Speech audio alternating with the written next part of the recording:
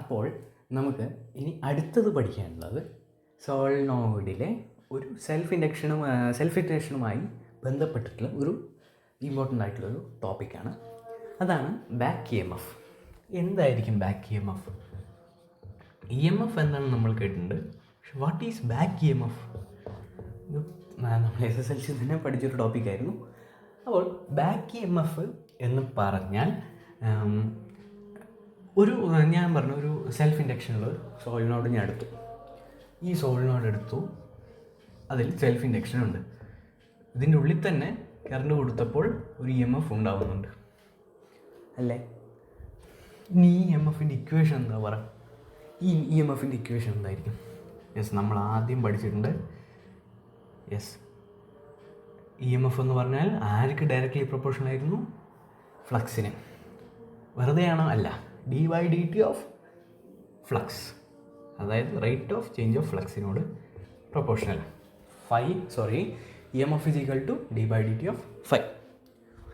Lenses law പ്രകാരം phi അത് മൈനസാണ്. കാരണം എന്താ പറഞ്ഞാൽ ലെൻസസ് ലോ എന്തായിരുന്നു പറഞ്ഞിട്ടുണ്ടായിരുന്നത്? ഫ്ലക്സ് കാരണം ഉണ്ടായ ഇ എം എഫ് ആ ഫ്ലക്സിനെ തന്നെ എന്ത് ചെയ്യും? ഓപ്പോസ് ചെയ്യും. ഇനി ഞാൻ ഇതിനെ മോഡിഫൈ ചെയ്ത് കഴിഞ്ഞ് മൈനസ് d/dt ഓഫ് ഫൈ എന്നുകൊണ്ട് ഉദ്ദേശിക്കുന്നത് എന്താണ്? സെൽഫ് ഇൻഡക്റ്റൻസിൻ്റെ രീതിയിൽ പറഞ്ഞാൽ എന്തായിരിക്കും? Phi is equal to LI. ഞാൻ അതിനെ LI എന്ന് എഴുതി.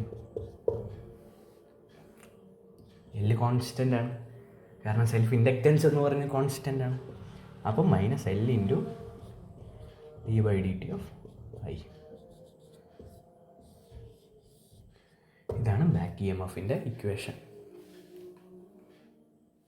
ഓക്കെ, ഇനി ബാക്ക് ഇ എം എഫ് എന്താണ്? ബാക്ക് ഇ എം എഫ് എന്ന് പറഞ്ഞാൽ സെൽഫ് ഇൻഡക്ഷൻ്റെ സമയത്ത് ആ ഇ എം എഫ് അതിലുള്ള കറണ്ടിനെ തന്നെ എന്ത് ചെയ്യുന്നു? ഓപ്പോസ് ചെയ്യുന്നു. അവിടെ ഫ്ലക്സ് ആണെങ്കിൽ ഇവിടെ കറണ്ടിനെയാണ് ഓപ്പോസ് ചെയ്യുന്നത് ഇ എം എഫ്. അപ്പോൾ ഞാൻ കറണ്ട് കൂട്ടിയിട്ടാണ് ഇ എം എഫ് കൂടിയെങ്കിൽ ഇ എം എഫ് കറണ്ടിനെ കുറയ്ക്കും. കറണ്ട് കുറഞ്ഞിട്ടാണെങ്കിലോ ഇ എം എഫ് കറണ്ടിനെ കൂട്ടും. Okay, set.